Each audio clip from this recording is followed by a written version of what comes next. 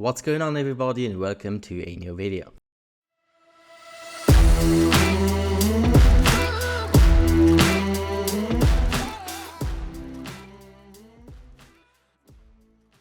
Ever seen those sci-fi flicks where robots take over the world with a flick of a switch?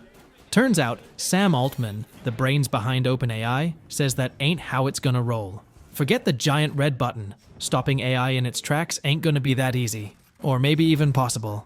So what's the deal?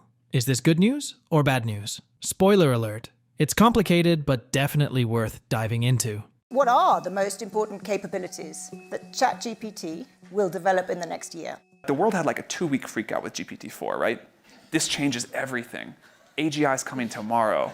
There are no jobs by the end of the year. And now people are like, why is it so slow? Huh? What he truly means here is that people adapted way faster than they thought to AI. And it's going to be the same when AGI will be online. You know, I often think one interesting way to measure this is what % of tasks can GPT-4 do? Let's say it's 10%. Can GPT-5 do 12% of human tasks? Or 15 or 20? I believe that someday we will make something that qualifies as an AGI by whatever fuzzy definition you want. The world will have a 2-week freak out, and then people will go on with their lives. Imagine AI not as a Terminator-style enemy, but more like a powerful tool. Think supercharged Swiss Army knife, but for problem-solving. It's gonna impact everything from healthcare to climate change, and yeah, there's potential for misuse. But here's the kicker. Shutting down AI completely ain't an option. Why? Because the knowledge is already out there. Just like fire, once it's discovered, it can't be undiscovered.